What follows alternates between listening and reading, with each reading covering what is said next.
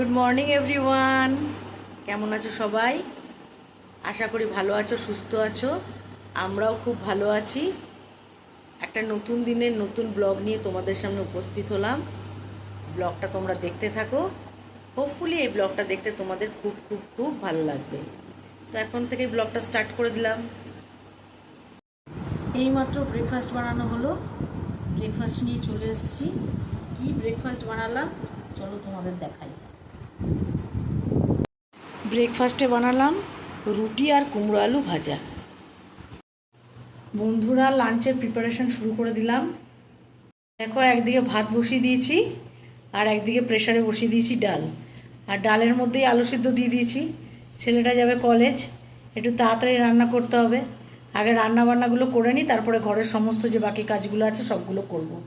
তো চলো রান্নাবান্না সেরে ঘরের সমস্ত কাজ করে আবার তোমাদের সঙ্গে কথা বলবো।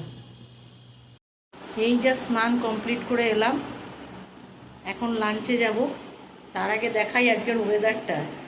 হালকা মেঘও করেছে, হালকা রোদও উঠেছে। জানি না বৃষ্টি হবে কি হবে না, দেখি। আমি স্নান করতে যাওয়ার আগে দেখলাম আকাশ পুরো কালো, আর এখনকার অবস্থা তোমাদের আমি দেখাই। আকাশে দেখো মেঘ পুরো সরে গেল, হালকা হালকা রোদও দেখা দিচ্ছে। বৃষ্টি হবে বলে তো মনে হচ্ছে না।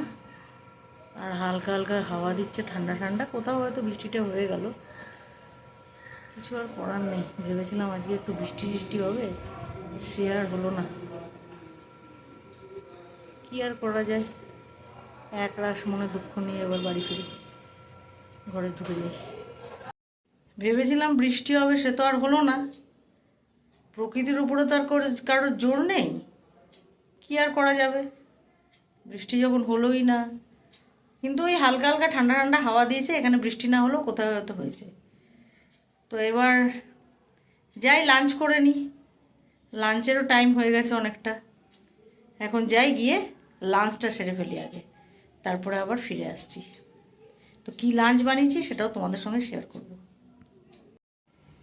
মেনুতে আছে ভাত, কাঁচা লঙ্কা, মুসুরির ডাল সেদ্ধ, আলু সেদ্ধ, ভেন্ডি আলু পোস্ত, মাছ ভাজা আর ডিমের অমলেট।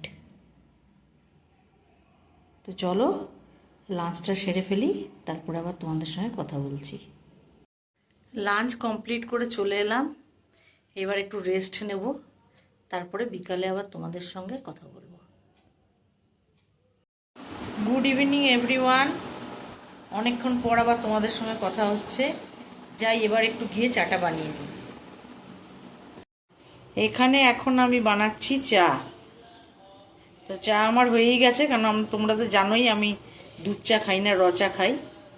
এবার চাটা ছেঁকে নিই, তারপরে আবার চায়ের সাথে কি খাই আজকে দেখি, তারপরে চা খেতে খেতে তোমাদের সঙ্গে আবার আড্ডা হবে।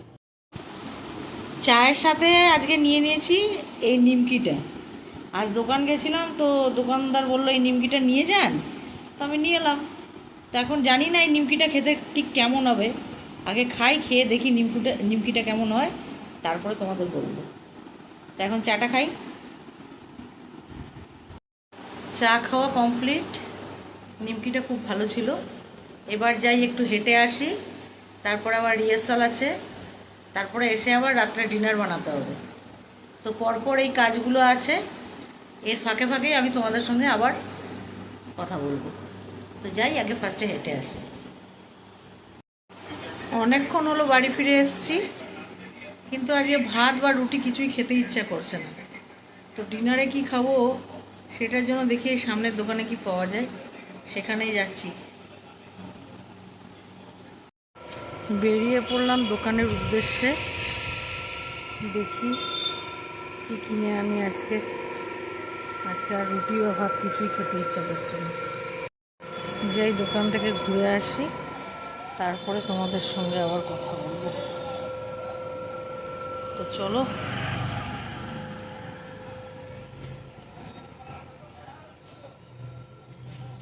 এই জিনিসটার জন্য বাজারে গেলাম, সেটা তো পেলাম না, অগত্যা বাড়ি ফিরে এলাম। দরকার ছিল জিনিসটা আমার খুব। আজকে ভাত বা রুটি কিছুই খেতে ইচ্ছা করছিল না। এখন আমাকে রুটি বানিয়ে নিতে হবে, ভাত আর খেতে খাওয়ার কোনো আমার ইচ্ছা নেই। যাই বাড়ি। আজকের মতো ব্লগটাকে এখানেই শেষ করলাম। যদি ভালো লেগে থাকে লাইক, শেয়ার অ্যান্ড সাবস্ক্রাইব করতে ভুলো না। টাটা।